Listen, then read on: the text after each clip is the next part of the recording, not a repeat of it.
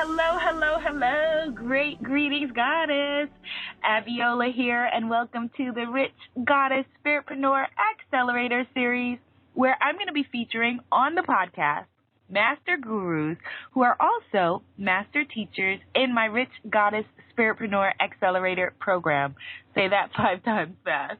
This is an 8-week spiritual business course for coaches, healers, priestesses, and creative gurus to help you to start, grow, or save your mission and business, help you to build a tribe that you love, and to call in your abundance.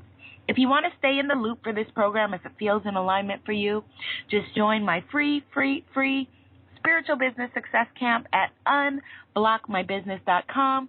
unblockmybusiness.com, where new free lessons are uploaded often, and you'll also receive info for if you're ready to go to the next level on how to join the Rich Goddess Spiritpreneur Accelerator. Now, in that program, in the Rich Goddess Spiritpreneur Accelerator, a radical truth teller, transformation guide, inspirational writer, mental health hacker, spiritual intuitive, I wish you could see me, I'm waving my hands all around, and a motivational speaker, my friend, my sister, my A1G goddess, Jenna Galbut, is a master coach in that program who's going to be teaching a session on making an impact with your social media.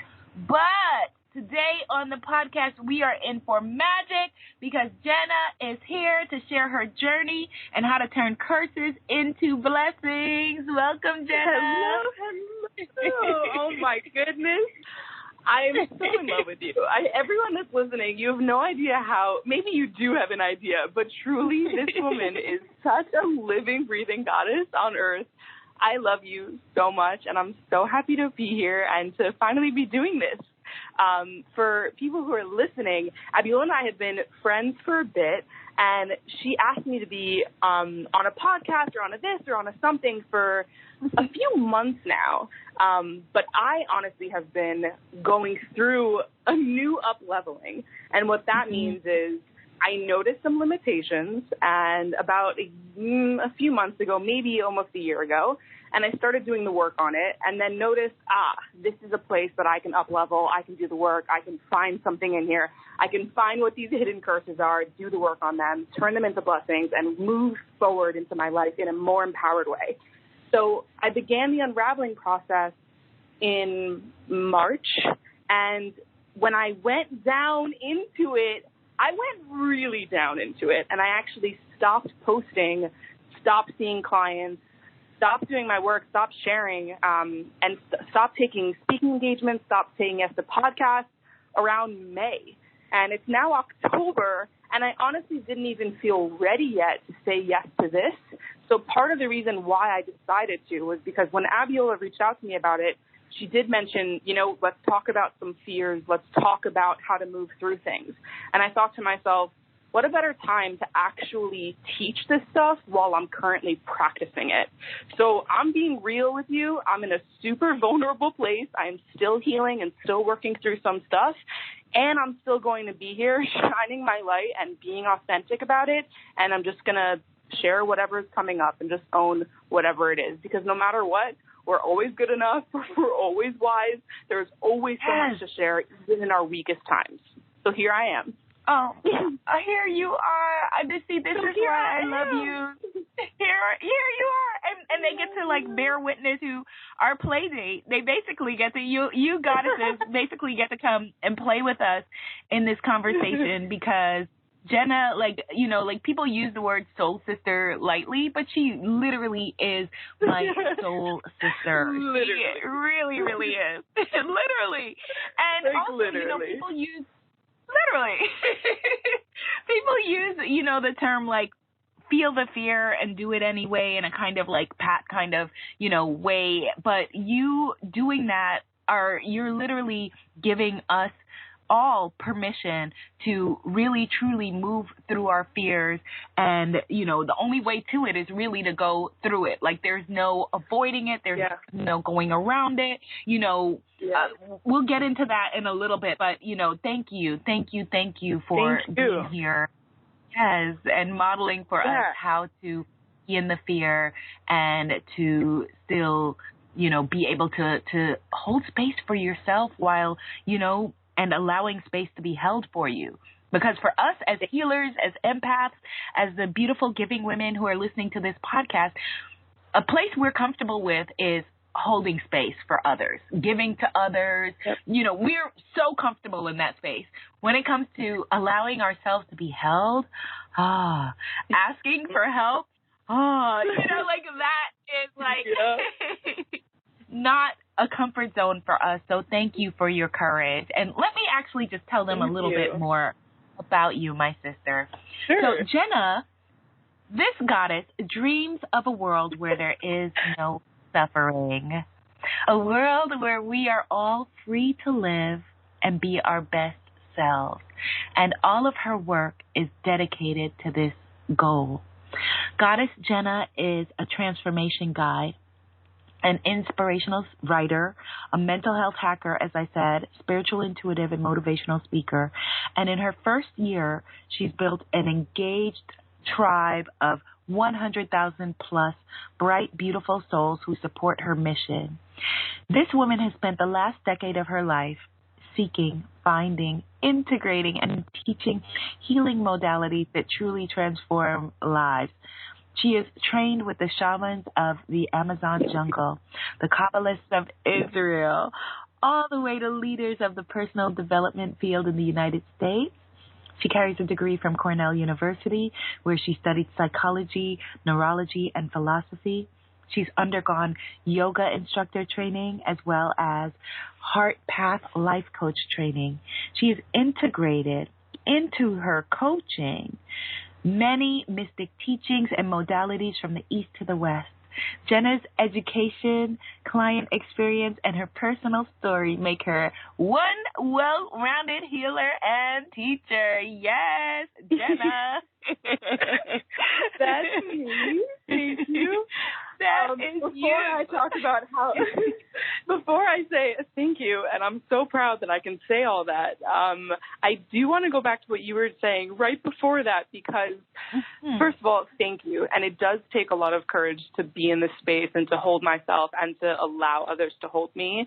But I do really want you to know truly, and everyone in this program to understand something about Abiola, that there's so much love and care and nurturing and guidance and everything that you provide to allow people to feel so safe. And I truly have always, from the second that we met over the internet, but the second that we met, I just felt this immense amount of, I can be safe here and I can exhale here and I can let whatever comes, whatever arises, to just fly. And there's really that feeling of purely, fully being seen and knowing that, no matter what happens, this person sees me, this person can understand me, and this person can hold truly safe space.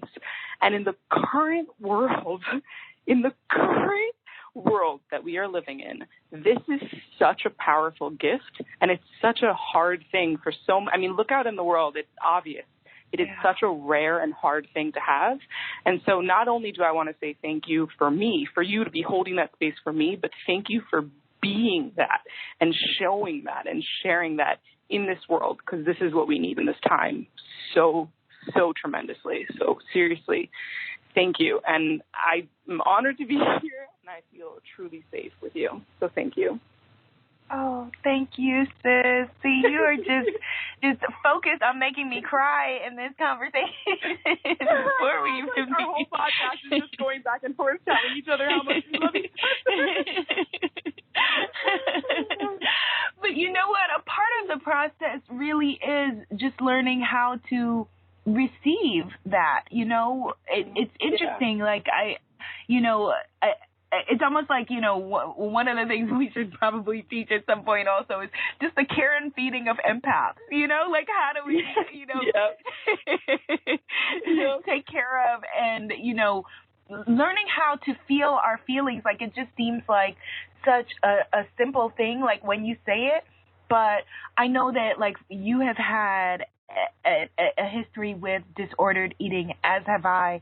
And so many of us as women, never learned how to be able to feel our joys, feel our pains, feel anger. For example, in my family, you know, it was like very clear about who was allowed to be angry and who was not, who was allowed to feel their feelings and who was not. And so then we get into places where we're numbing and we're avoiding and we're, you know, running from and hiding from. And so, you know, thank you for saying that, because it's part of my journey as I hold space for others in allowing ourselves to, you know, be seen, be heard, you know, put our voice out there, is to do the same myself. Because as you said, you know, in a way we teach what we most need to learn. And so, you know, being able to be seen and being able to be heard is a big part of overcoming, moving through fear. So thank you. So if someone, Goddess Jenna, is listening and she, you know, well, let me share this with you first. I shared with my group your incredible first YouTube video, and I will link to it so that people can see the video, the rawness with which you felt comfortable and uncomfortable to share yourself was magnetizing, hypnotic, and beautiful. I know it's been a while since you made that video, but can you share with us what the energy was for you behind making that video? From not ready yet, which is our rallying cry, I'm not ready yet. Move from not ready yet to wait. This is a huge, huge conversation, and there's so much that I want to teach on this. The first thing I want to say, which is connected to what you shared before about your family, is that I truly think that our problems are not fear itself. It's not suffering itself. It's that we don't allow ourselves to experience those things. So I think that at the very beginning, as soon as you're able to say, oh, you know what, I do feel fear, and that's okay.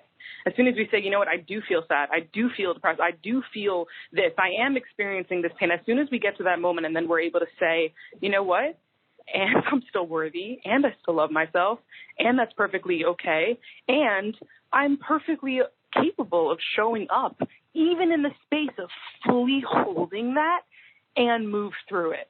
And that is what I did in that YouTube video. And it's honestly one of the things I'm most proud of, which is so funny because I was in such a if any of you haven't seen it, if you go and you watch it, and for those of you who have seen it, I'm not sure if you can fully tell, but I was shaking like crazy, and I'm sweating and crying and cursing and so just rambling on and sharing something so vulnerable and something I've never really been able to talk about or say out loud. And truly, my fear at the moment was I was very afraid of being on camera.